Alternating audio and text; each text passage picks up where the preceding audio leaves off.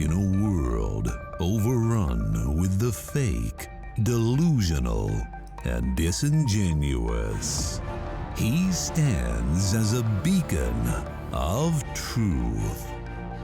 He is Abuki Cabal.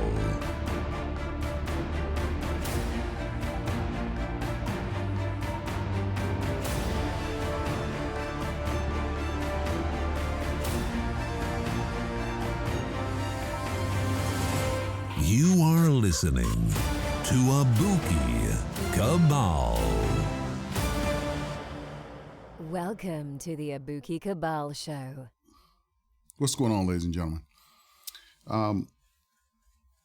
Again, thanks for joining the show, and hope you guys are enjoying the content. Today I want to cover. Oh, and thanks everybody for subbing and supporting the channel. But today I want to talk about an issue that we are discouraged about talking about, and that is the proliferation of all of this gay content in comic books that pretty much no one asked for this. But there are millions of dollars being pumped into the industry in order to retrofit characters and to incorporate it into Disney, DC, and everywhere. And it's almost like this nuanced thing. It's like it's just a new fad. It's the next cool thing to do is to it appears to be is to be gay, and when people speak out about it, people who love the medium, when we tend to speak out about it, there's a lot of negativity about our feelings on what we grew up on as children, and on into our adult years, and how these comic book characters are being converted into these funny, not so adultish, serious characters that we grew up to love. The stories in comic books were a lot better than a lot of the stories that were being written for dramatic television.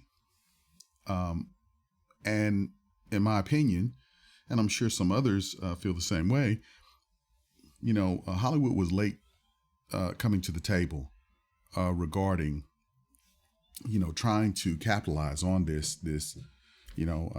content that had been out there for ages. I remember speaking with my father when he used to go and play golf, on the weekends, and he would go and buy me Thor comic books. Thor, Conan. I had everything from Marvel to indie comics, all kinds of comics. And I would read these comics, and these were deep stories. Some of the stories haven't even been scratched upon by Marvel that I loved growing up. And if you go and you pick up a Thor comic is the most manly comic you can come across. It's swords, it's battles. Some of them to the death, and it's like, it's been changed into this weak, just crazy, type of, depiction of Thor, and I just I got to say this last movie. I watched it, but it was not what I wanted from a depiction of Thor. And I love the actor who all the actors that played in it. This new rendition of Korg being gay, and and all the women in the book being either not in the book but in the movie having some type of bi or lesbian leanings. And if you look at it, every single one of these depictions are just over the top. These women are this narrative in representation is just, it's off.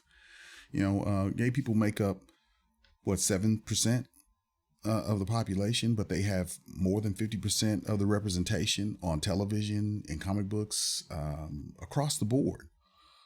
There's some people who walk around every day and don't see any outwardly projection of anyone's sexuality. But for some reason, in every single one of these, these movies that we're seeing now, there is some push to project that agenda even further. And it feels forced. It doesn't feel like something that is organic or genuine, and it is uncomfortable to see. Your characters being retrofitted into characters that you don't even know anymore. You grew up reading these characters, and unlike some other people,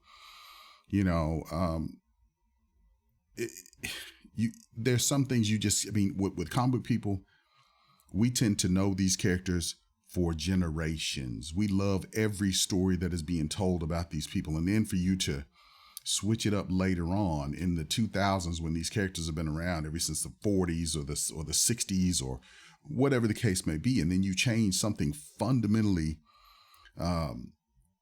exclusive to this character, it's a slap in the face, because we were the people who follow these characters and read about these characters when no one else cared about these characters. And now, in order to reach out to these new communities, now they're going to add some tasty tidbit that's exclusive to them, but will make it, pretty much hard for the rest of us to embrace that about this person. Is just crazy to me. Ultimately, what we want to see in comic books is we want to see combat. We want to see stories that are unique stories. I understand, why this has become the way it is, but we didn't ask for it. We, the comic book community who have carried these movies, who have carried all of this, we didn't ask for that. The gay community asked for that, which is 7% of the population, which I don't know how many gay people read comic books, but, I'm sure it's probably pretty small compared to the number of young, boys who have read these comic books for generations. Okay.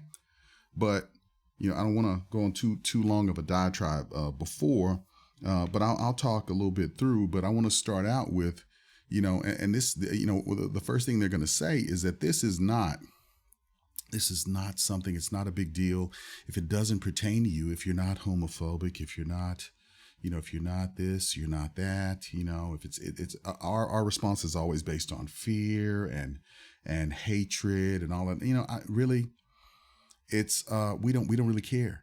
We just don't care that's even added to the story. Really, if sex has to be added to the story, I would rather you just take it out. Just take it out. Even in my movies and all that, if you're gonna have to do that, then let's just take it all out.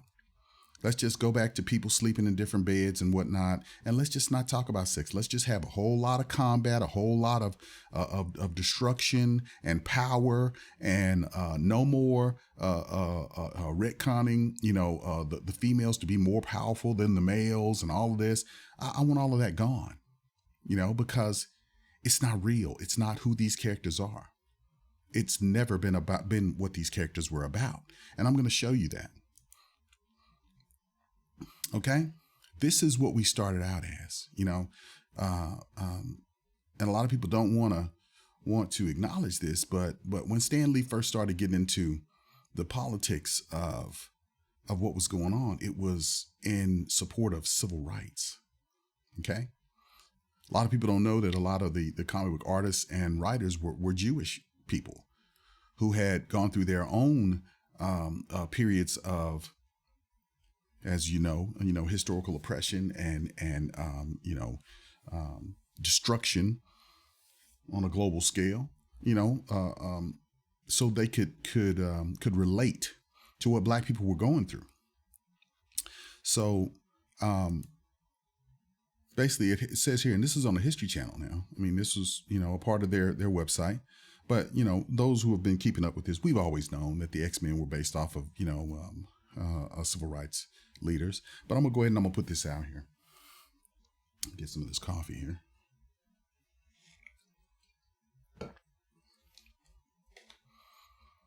Okay. Did Stan Lee? Oh, how Stan Lee's X-Men were inspired by real-life civil rights heroes. Did Stan Lee support the civil rights movement through his comic books for Marvel? Okay. All right. You see him there with his, with Spider-Man and okay. So here we go. It's possible to imagine American pop culture without Spider-Man. Oh, it's impossible. Sorry. Without Spider-Man or the Hulk, or thanks to a decade's worth of mega blockbuster films, Iron Man, Thor, Strange, and Ant-Man.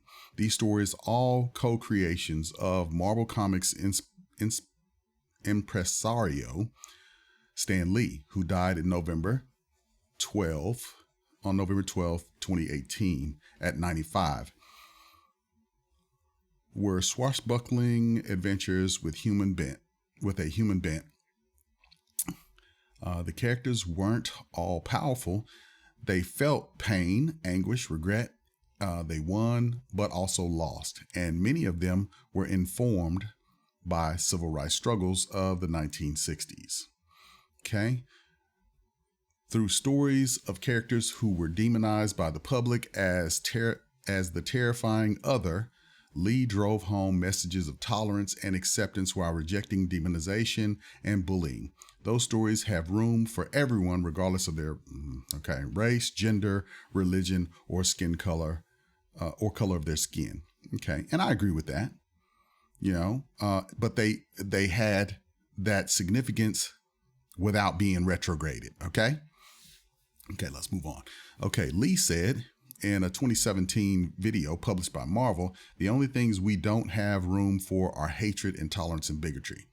The greatest manifestation of that idea was the X-Men. Introduced in September 1963, the X-Men were a team of teenage mutants led by their teacher and mentor, Professor Charles Xavier, who fought super criminals and other mutants led by Magneto, bent on the destruction of humanity. But rather than be a black and white battle between good and evil, the X-Men had a wrinkle. Mutants were hated by the normal humans they defended. I love that idea, Lee told The Guardian in 2000. The first X-Men movie hit theaters. It not only made them different, but it was a good metaphor for what was happening in the civil rights movement in the country at that time. Okay. Oops, sorry. Then it has a picture of Martin Luther King there. Okay. That metaphor extended to the characters themselves, with Professor X, his vision of a harmonious human-mutant coexistence, standing in for Dr. Martin Luther King, while Magneto's rigid attitude towards the defense of mutant kind reflected the philosophy of Malcolm X. The Sentinel, a brand of massive mutant hunting robot, were introduced 2 years later as readers watched on TV as Black Americans were beaten and abused by white police officers. Still happening. There's a kind of undeniable set of allegories that are going on there, says Sean Howe, author of Marvel Comics, The Untold Story. The X-Men was probably the most explicitly political of the 1960s Marvel Comics. In 1966, Lee and his X-Men collaborator, King Kirby, again engaged with racial equality when they created Black Panther, a Black superhero who was also king of the fictional African nation Wakanda, an Afro-futuristic wonderland of high-tech exceptionalism. 2 years later, in Stan's soapbox column, Lee made his most explicit statement yet on civil rights and acceptance. Let's lay it right on the line. Bigotry and racism are among the deadliest social ills plaguing the world today, he wrote. In December 1968, it's totally irrational, patently insane to condemn an entire race, to despise an entire nation. Excuse me. To vilify an entire religion. Sooner or later, we must learn to judge each other on our own merits. Sooner or later, if a man is ever to be worthy of his destiny, worthy of his destiny, we must fill our hearts with tolerance. Although he was deeply influenced by the civil rights struggles unfolding around him in 1960, Lee was more of a chronicler than an activist, says Howe.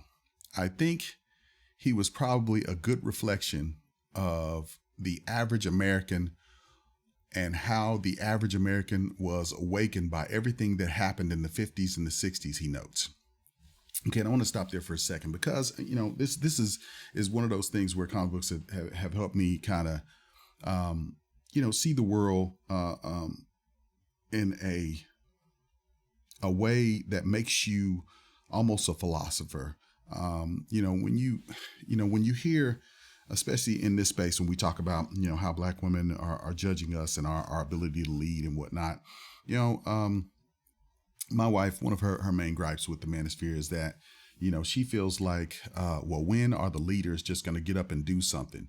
You guys just sitting on here just talking is not going to change anything. Well, Stan Lee was a chronicler.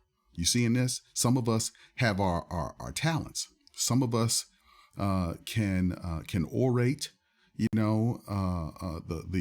problem in a way to spread the message, in order to initiate that action. Ideas start in a person's head and then they're spread through conversation. And then that conversation builds a social attitude to a point to where it is spread to a point to where political action starts to happen. And that's what we are doing because political action is needed. And once that political action is spurned, then you'll start having politicians to start to talk about these issues. Okay?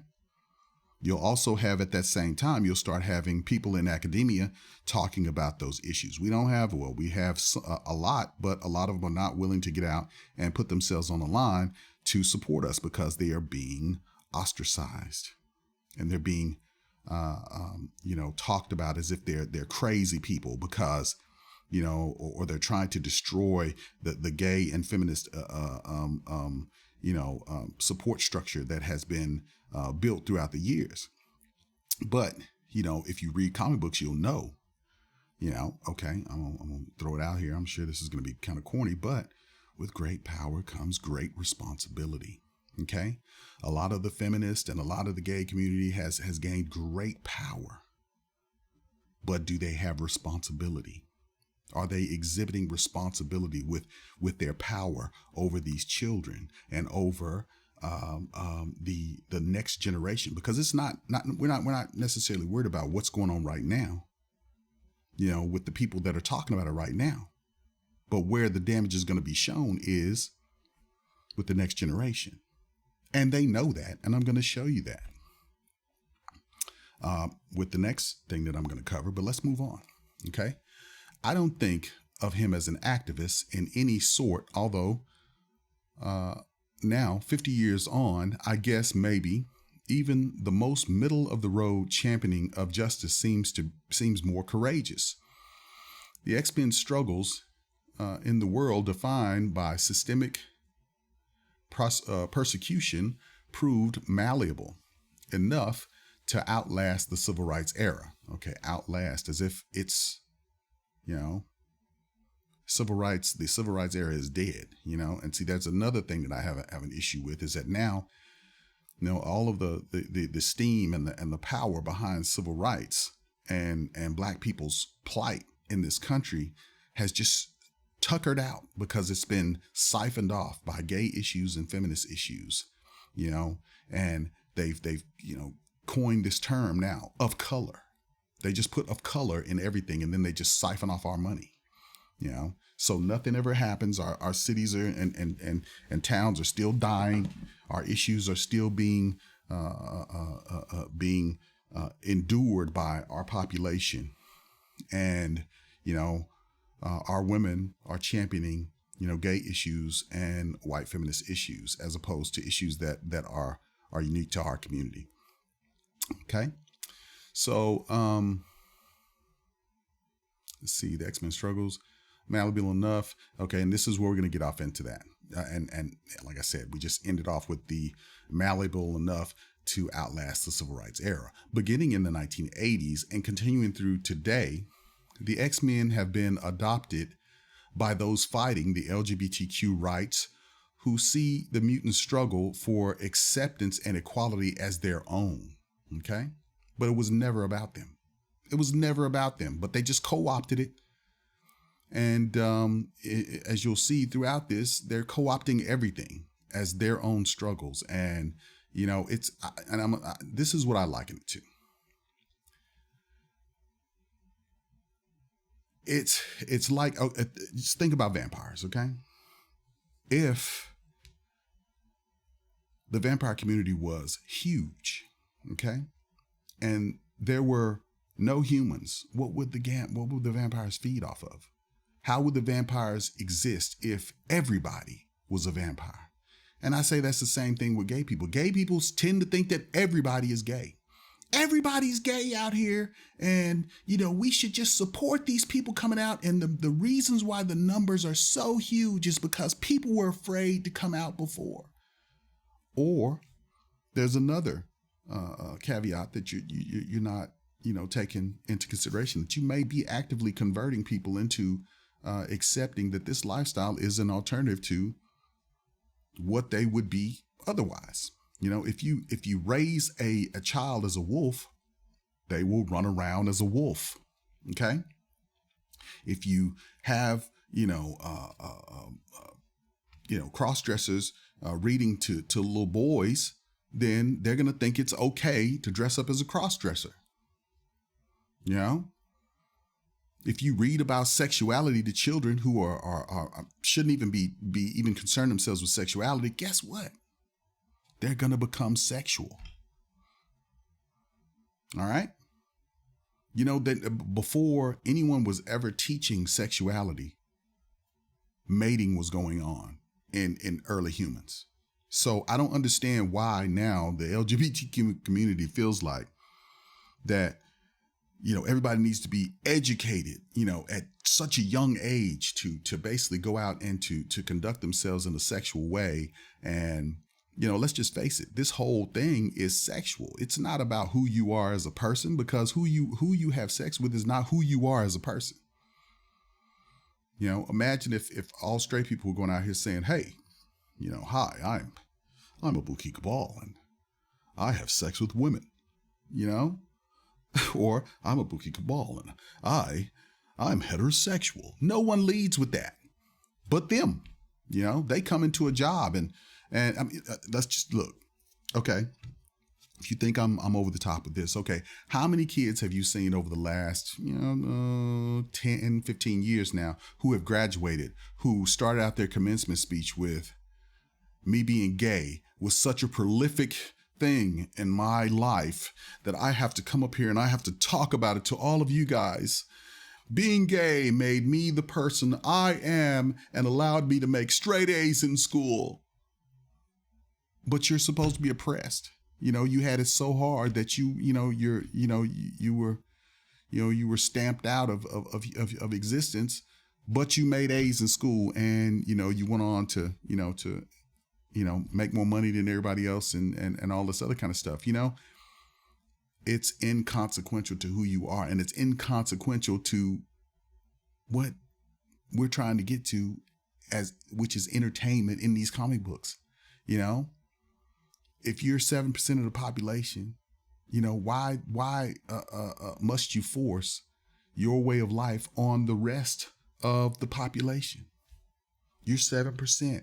Why don't you, you know, if things are not being, you know, when black folks didn't have medium that didn't pertain to us, you know, we made Jet and Ebony, you know, and we had all kinds of other publications that we made. The only reason why those publications don't exist anymore is because we chose to integrate. We pushed integration. And as you can see, you know, gay folks are not pushing integration. Gay folks are pushing assimilation. But let's move on. Okay, LGBTQ rights. Who see, mutant struggle for the acceptance of the acceptance and equality as their own. This was made explicit in the film X2 X-Men United 2003, when the distraught parents of Bobby Drake, also known as Iceman, asked him, "Have you tried not being a mutant?" It's a question that was painfully familiar to generations of LGBTQ youth. The comic book Iceman came out. The comic book Iceman came out as gay in 2015. No, you guys changed him into gay in 2015. And I will illustrate this. And hopefully, I don't know. This is probably going to be long, y'all. I was going to bust it up into two. But I'm just going to run with this one. Okay. Born Stanley Martin Lieberman in New York City on December 28, 1922. Lee got his start at Marvel thanks to Uncle Robbie Solomon. Okay, we're not going to go into that. This is the history of Stan Lee. I'm not going to go into that. Okay, that's the end. But you know, I'll incorporate this in to the comments so you guys can check that out. And now after this, I'm going to move over to what I was saying about their leanings and their ideology about what they are trying to do. Matt Walsh went into this, and I'm only using this because I couldn't find the original. But and I don't want to leech off of Matt's commentary here because I want to make my own. But I will add him in the link as well. But take a listen to this. Let's listen. You think we're sinful? You fight against our rights. You say we all lead lives you can't respect. But you're just frightened.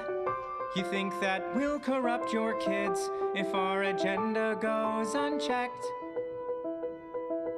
Funny, just this once, you're correct. We'll convert your children.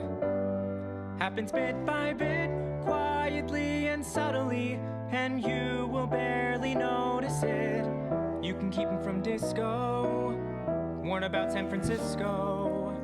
Make him wear pleated pants, we don't care.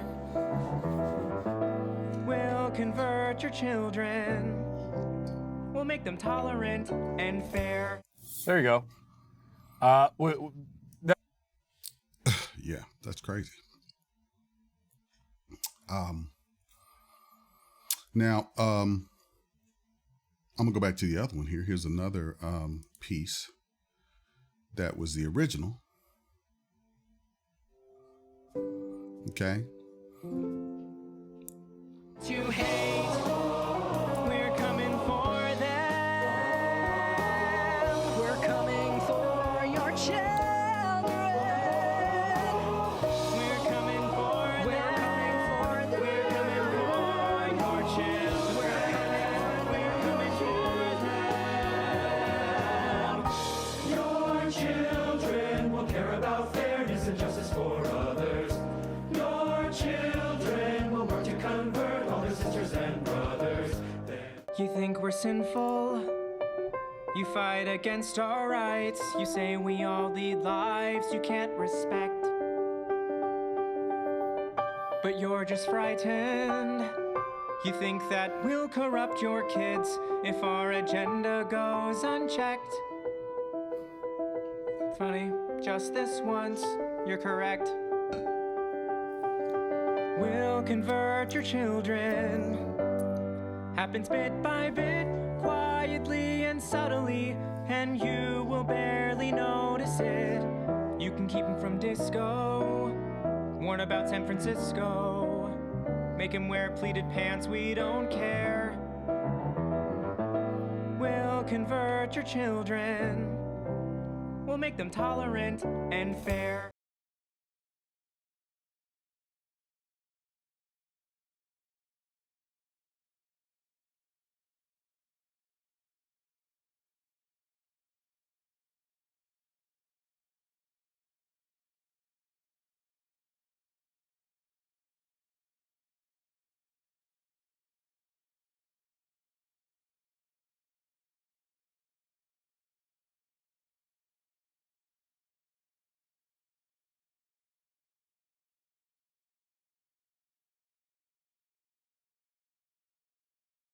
First, I didn't get why you'd be so scared of us turning your children into accepting, caring people, but I see now why you'd have a problem with that. Just like you worried, they'll change their group of friends. You won't approve of where they go at night to protests.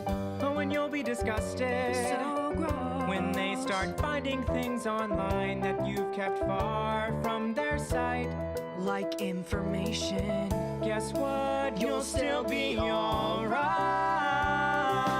We'll convert your children, yes we will. Reaching one and all, there's really no escaping it. 'Cause even grandma likes RuPaul. And the world's getting kinder. Gen Z's gayer than Grindr. Learn to love, learn to vogue, face your fate. We'll convert your children. Someone's gotta teach them not to hate. We're coming for them. We're coming for your children.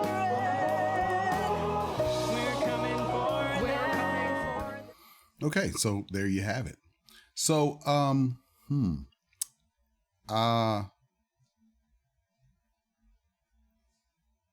let's move on to, from there, we're going to go to what's happening with all of this. Okay, so you see it when we were talking about X-Men.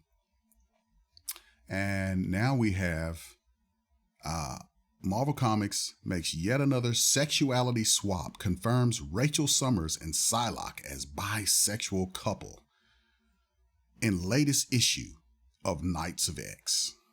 Yeah. So slowly but surely, they're converting characters into gay characters, just over and over and over and over and over. Okay.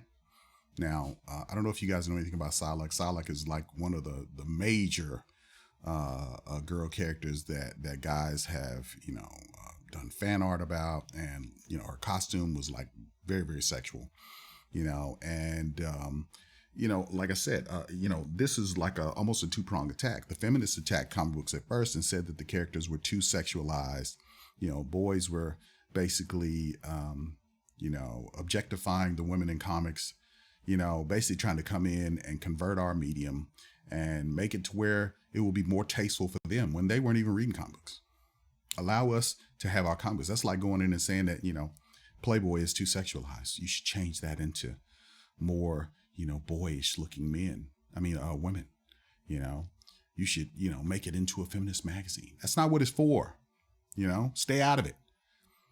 But just like, Facebook, and this brings up something to mind here. I'm in, numerous Kevin Samuels fan pages, and the women come in there to basically screenshot and basically gaslight the guys in there. And it's like, this is a fan page. Why are you here?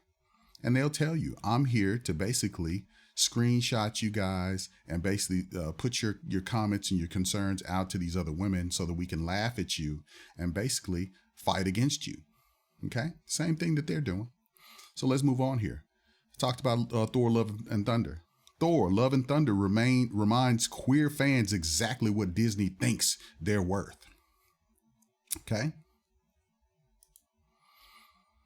So Disney won't stop profiting from its gay teases until we stop buying them. So now the gay people are threatening to not buy Disney or not, go watch Disney movies and buy, Marvel comics because they feel like there's not enough gay in them.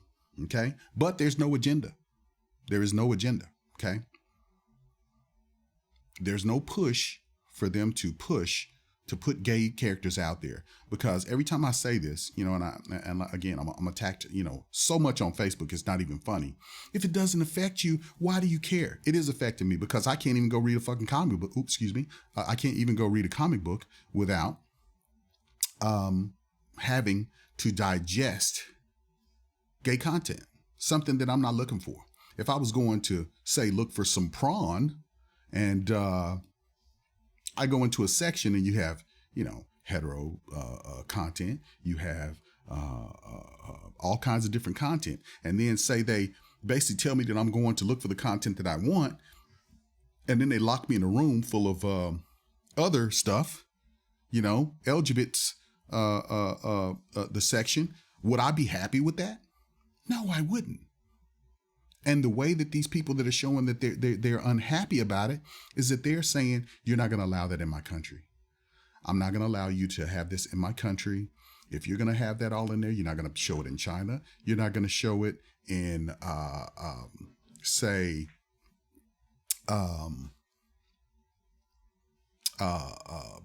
Asia, in China, in the Philippines, some of the other places. These people are saying, no, you're not going to show that in my country. So here it says in this article, more than any other Marvel Cinematic Universe film, Thor: Love and Thunder arrived with certain level of queer expectations. Some fans hoped the second film, Thor: Ragnarok, director Taiki Waititi would bring considerably more of what the previous film did well, not just in terms of wit and color, but also an expansion of Ragnarok's richest subtext, a surprising amount of which can be read as queer. Okay, so that's the rich subtext that they felt was the most interesting part of Thor Ragnarok, was the queer stuff. Some of us would beg to differ. Okay, so it goes on to say, in Hollywood blockbuster success, it's typically rewarded with creative freedom. Queer audiences could understandably infer that Ragnarok awarded Waititi and his collaborators a stack of chips that would be cashed in, at least particularly on the queerer story he says he wants. Okay, so there you go. And a lot of people say that basically Disney is run by a lot of gay, super pro gay folks, which you can see. I mean, look, in Star Wars, you saw people kissing in the end of the defeat of the First Order. They were all kissing, and you had girls all out in the audience and stuff, kissing and stuff. And it's just crazy. It's like, it's unnecessary. It's just thrown in there for you to show that there's gay people in Star Wars. Something that we nobody cares about. We care about the lasers, the combat, the story with regard to what's going on with evil and good. We don't care nothing about that gay stuff. Nothing. No one does. Okay. So Waititi and the film cast leaned into the reading on the Love and Thunder press tour, eagerly replying to fans who ask, how gay is it? With quotes like, so gay. But in the finished movie, it's hard to see this queerness taken seriously. The most explicitly gay relationship is between fictional rock aliens that are all male and reproduced by holding hands over a lava pit. While this isn't nothing, especially in the current political environment, where the very suggestion of something other than heteronormative sends the reactionary media apparatus into a tizzy, it's also cowardice. It's a way to queer up a story without including actual queer people. Valkyrie, an established bisexual character, does some flirting, but doesn't really get a story of her own. Okay. So they want it even more gay than it is now. And it's uncomfortably gay for us right now. And they don't want us to say anything. Now, what I say to this is, if you don't say anything, do you think it's going to get better? Do you think that it's going to get more palatable for us who love these characters? Do you think that it's going to be better? Or do you think that there'll be a gay Armageddon? That's what I think. You know, it's like people saying, well, if you don't say anything, the police won't beat you as hard. They won't sick the dogs on you as much if you black people would just be quiet. Yeah? No. We do not want this. And if you do not want this, you need to say something about this. That's where I am with it. So I'm openly saying it. I do not want this in my comic books. And I don't want this in my comic book movies. Next, they'll have Captain America gay. You know? Next, they'll have, somebody that's really a hugely manly character for every boy in America, every boy in the world. Well, they already did that. They did that with Superman's son. Superman's son is bisexual. Who asked for that shit? No one. No one. Okay? It's just thrown in there because people behind the scenes have made promises to the gay community. But they don't make any promises to us. The people who have bought these comics by to the tune of millions, to the tune of getting them where they are today with Disney. They wouldn't be the property that they are without us. Okay? All right, so let's move on. All righty, let's see where we're at. While it is nothing, okay, okay. All right, Taken in Isolation, the latest in the series of broken promises about screen representations in Disney films, is disappointing, as it is when any art surrenders or squanders what appears to be a clear potential or an opportunity, they are trying to say, I think. But as the latest instance of Disney's long history of queer baiting, it's absurd. As a company, Disney is playing a ridiculous game of inches with the LGBTQ community inclusion, wanting vast credit for small nods, but only articulating serious support when forced to. The way the company did voicing an opposition to Florida's Don't Say Gay bill under the tremendous backlash, until it faced tremendous backlash. Okay. Why? Why is Disney being forced to say any of that? Why? I don't understand that. Disney's in the business of basically making cartoons and content that is good for children, which should be devoid of sexuality. Okay. These are supposed to be, these films should represent a comfortable world, really. It shouldn't be out here doing the things that these people are representing. I mean, this is crazy. Okay. And where, going back to Korg, where in all of nature are there two male species that procreate an entire population of whatever species that is? Where? See, these people fight against a binary, existence.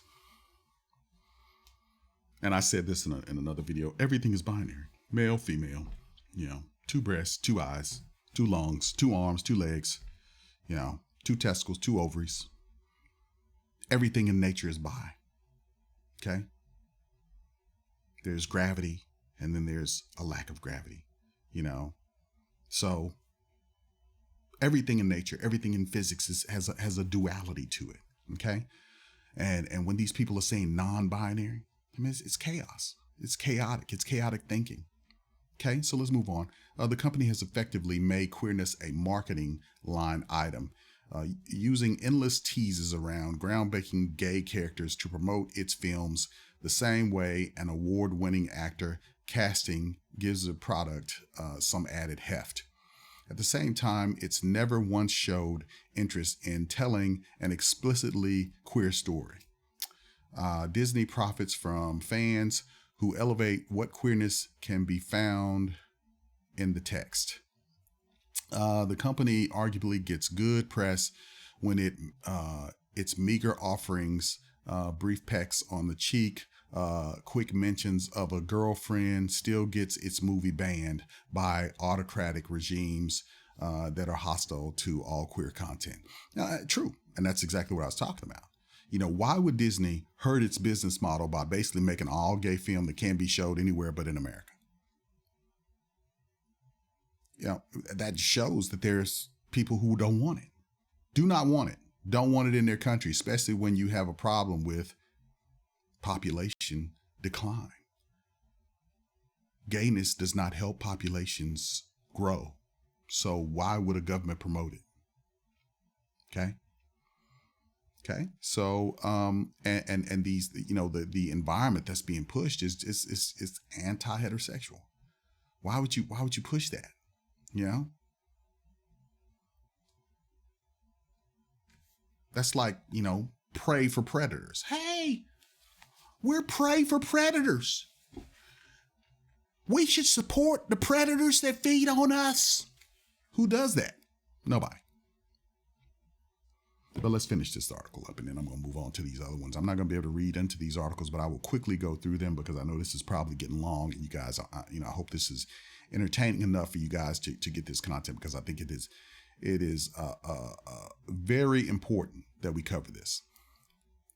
This is a disservice to queer people on both sides of Disney's pop culture empire, its audience and its creators alike. The former group is left adrift when the company line rejects entirely understandable queer readings of its films like Pixar Luca. The latter group can also feel trapped by the sissy fiend struggle. As Owl House creator Dana Terrence said last spring, creators working to widen the exclusivity of Disney's offerings are naturally frustrated knowing their efforts are effectively burnishing Disney's reputation, but that the company can still burn them at any time. Okay, so here you have them also trying to push gayness into Pixar and some of the other projects in Disney, which are getting a considerable backlash.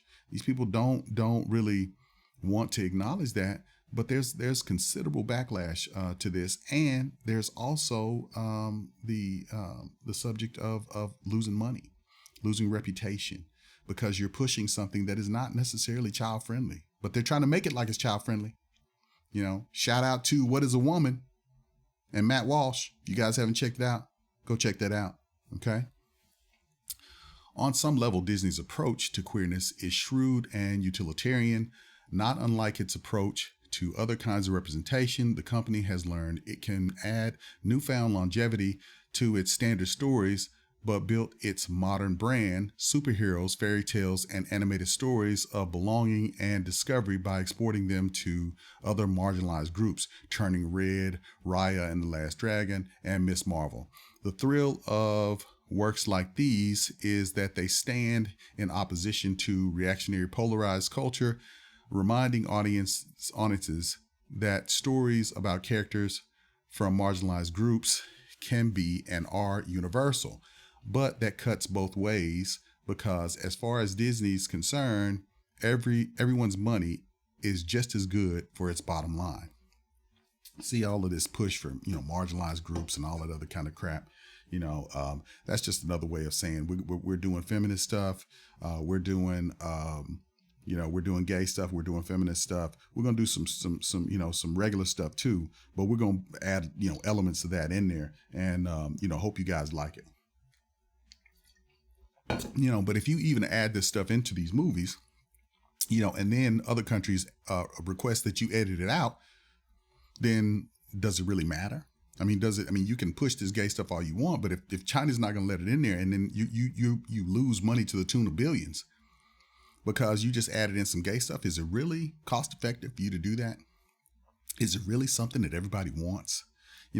Or is it going back to what we were looking at earlier? Is it indoctrination? Is it assimilation? You guys let me know in the comments. But with that in mind, courting identity politics in mainstream pop culture is a bit of a devil's bargain. People who are marginalized want to be brought into a wider pop culture conversation, and the corporate gatekeepers of the conversation are happy to facilitate so long as it adds to their profits. Just what I just said. Everyone will have different thoughts on whether that trade-off is worthwhile for them, either as consumers or creators. But one thing is clear: Disney's track record implies that it believes its queer audience can be bought more cheaply than others. That can only work for so long. Economic advantage to being coy about queerness is rapidly drying up. Even the cursory gestures Disney has been making more and more often over the past 5 years are snowballing into right-wing blowback and angry punditry.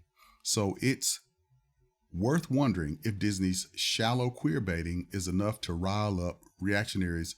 Shouldn't it also be enough to earn the ire of an audience that has every right to demand more than empty lip service? Okay.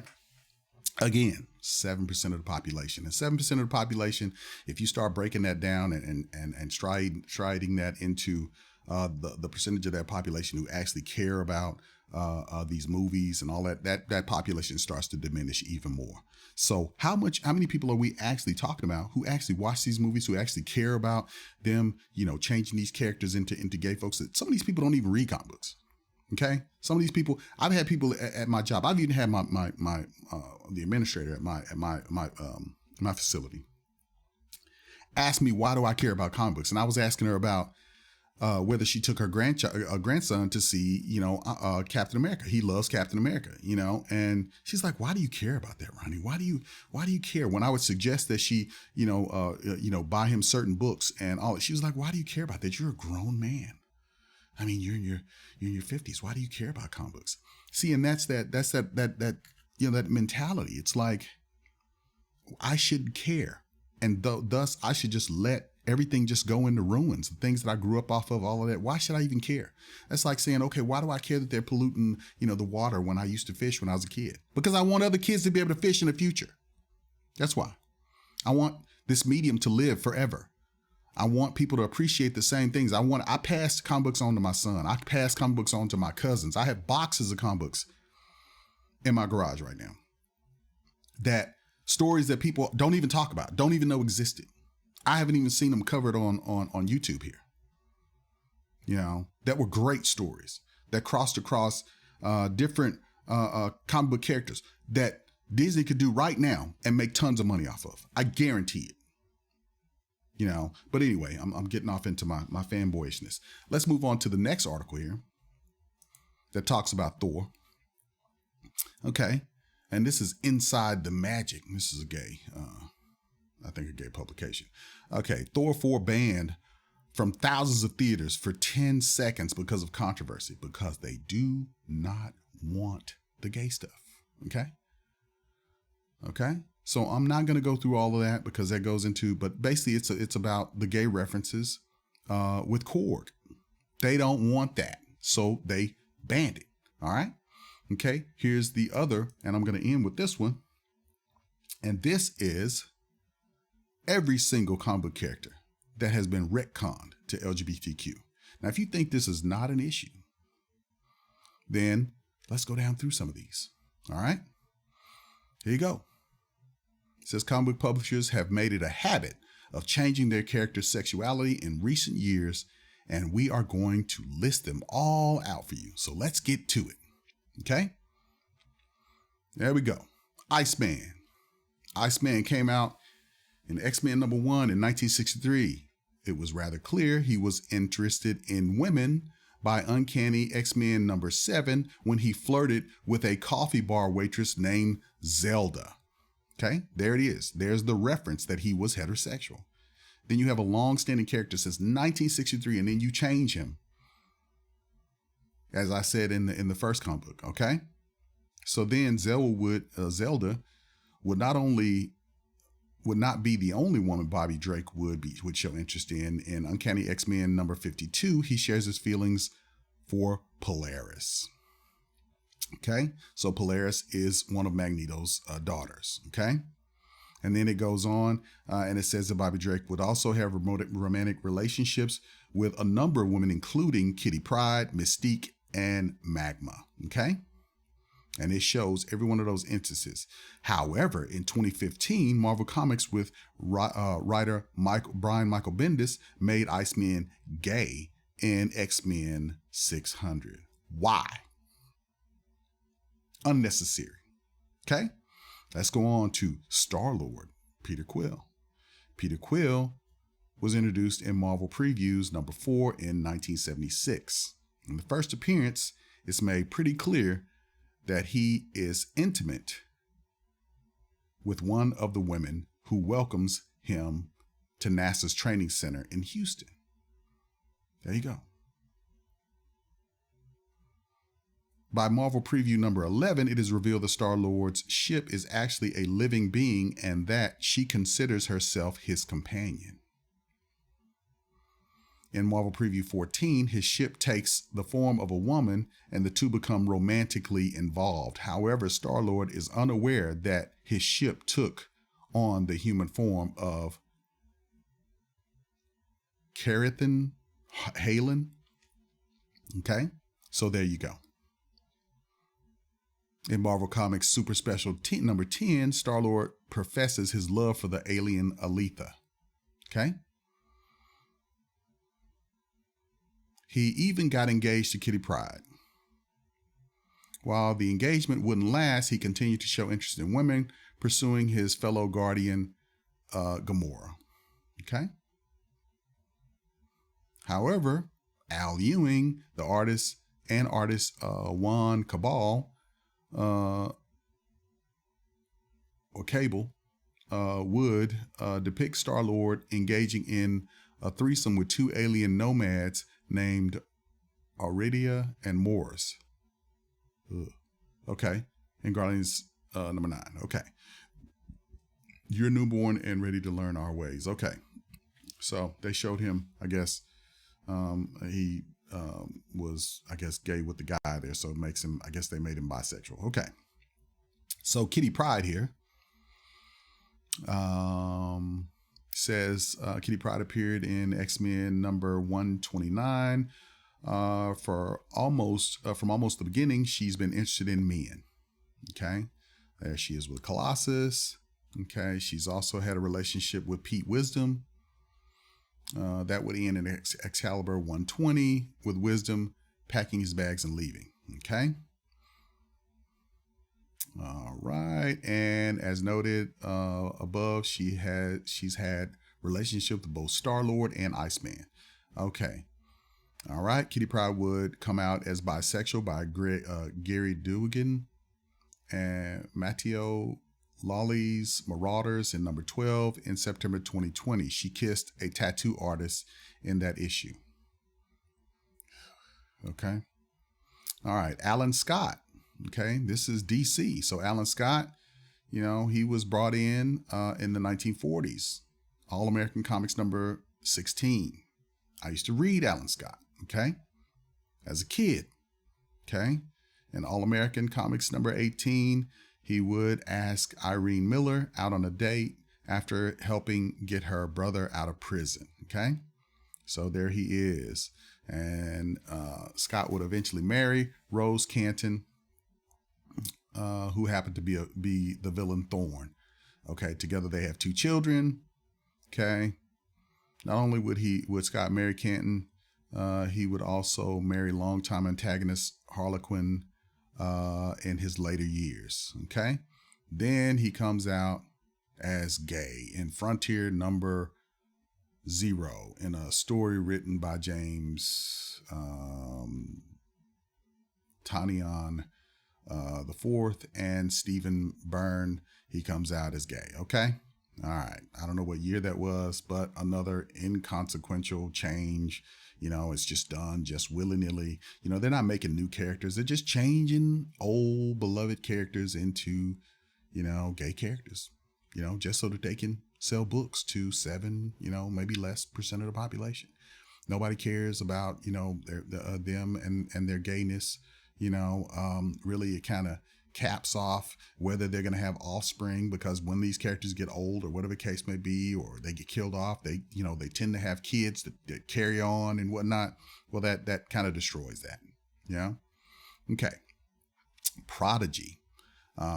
First appearance in New Mutants 2003. Okay. He would later appear in the new X-Men. Number 1, it is heavily implied that he's interested in fellow classmate Noriko Ashida. And Prodigy is one of the smartest people in Marvel Comics. And by New X-Men number 21, the two are clearly in a relationship. Okay? So then you go down to X-Men 22. They got a room. They actually had sex. Okay? However, in Young Avengers number 9, Prodigy comes out as bisexual after kissing hulking. Okay? Why? Unnecessary. Okay. Now, you got Tim Drake. Robin. Okay? They changed Robin into a gay character. And it's always been a gay trope that, the joke that, Batman was basically taking all of these young boys under his wing to basically make them gay. But the true reason that he's doing it is because he wants someone to carry on his legacy. He knows that one day he's going to die, or one day he's going to get old, and somebody's going to have to take up the mantle of Batman. And then somebody's going to have to take up the mantle of Batman after that. Batman is supposed to be forever. And that's his ultimate ideology. He wants to protect Gotham forever. So that's the whole reason for the Bat family. That's only recently been revealed, but we all knew that to be the case. But let's go into Tim Drake here. Tim Drake, came out on back in Batman number 436. I have that actual book.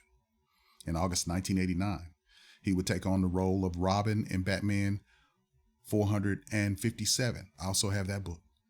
Okay. And the 6-issue miniseries, Robin number 3, Cry of the Huntress, it shows that he is interested in Ariana Deserchenko. By Robin number 1, Drake takes Ariana out on his first date. The two eventually develop a more than simple friendship, and Ariana becomes Tim's first girlfriend. Okay. He also eventually gets into a relationship with Stephanie Brown, Cassie Sandsmark, Zoanne Wilkins, Tam Fox, Madison Payne, and Barbara Gordon. Okay, so all these women here. So most recently, Drake was dating Brown, his longtime love interest, and the woman he began dating after Ariana. In fact, after Drake died and returned to life in recent Detective Comics, the story arc, both he and Brown passionately kissed. Okay? So then they go down, and Urban Legend number 6, Drake goes out on a romantic relationship with a boy. Okay? All right. Harley Quinn. Okay. She was longtime, love interest to the Joker. She eventually had a relationship with Poison Ivy. And this wasn't a big deal. Nobody really cared about that, because Harley was crazy. So, nobody really cared about that. And it was kind of sexy with them getting together. And I know that's kind of a double standard. I understand that. But who cares? Guys have always had that double standard. Okay. We like to look at what we like to look at. So the Ray. Okay. Now the Ray came in number 1 back in 1992. Okay. I think I read that book. I don't know if I have it. I might. Okay. But the Ray clearly had a girlfriend. Okay. All right.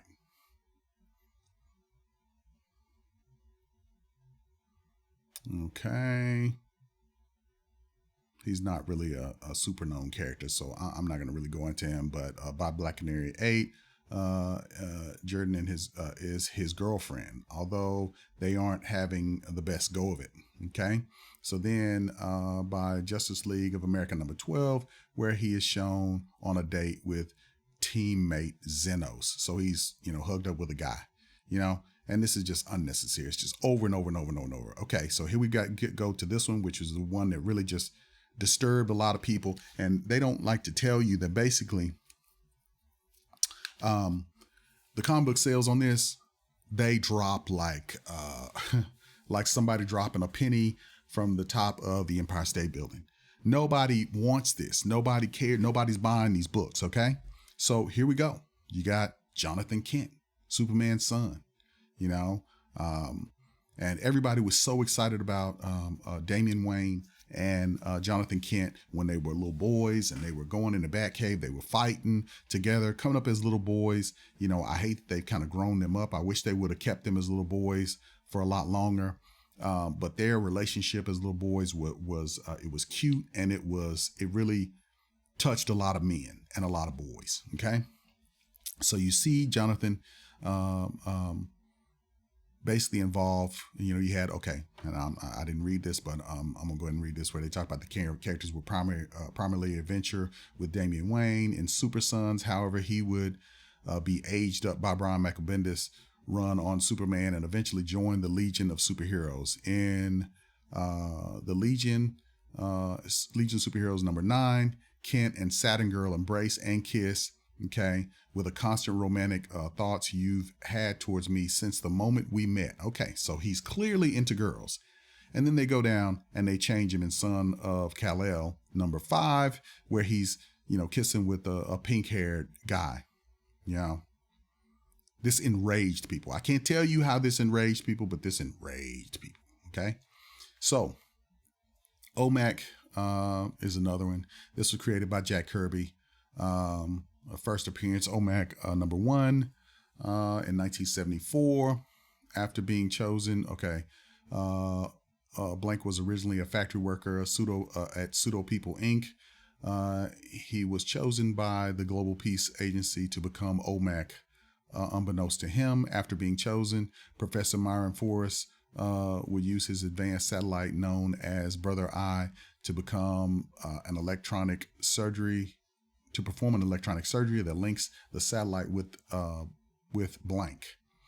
And the two become as brothers, with Blank being transformed into OMAC. Blank was clearly a man, but melded with Brother Eye, he became more of a cyborg.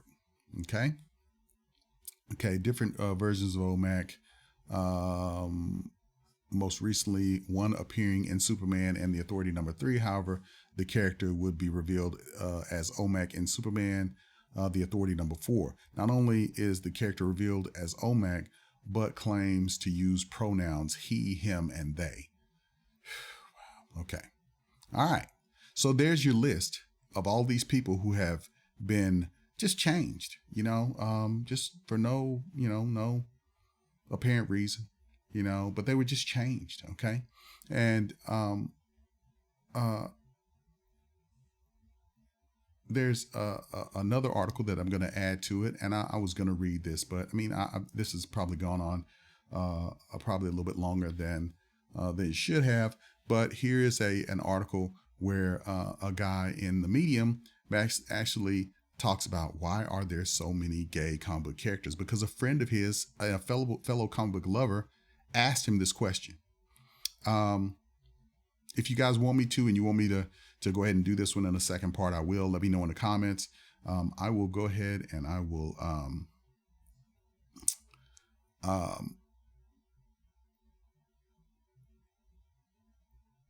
will probably go ahead and end it with that. Let's see how long this has been going. Okay, 1 hour and 10 minutes. Yeah, that's kind of long. So hopefully this was not over the top. But you guys, please let me know about this. I'm kind of passionate about this, and I think it needs to be covered. You guys, thanks for sticking it out with me. Please like, share, and subscribe. And I appreciate you guys a whole lot. But let me know what you thought. I feel like a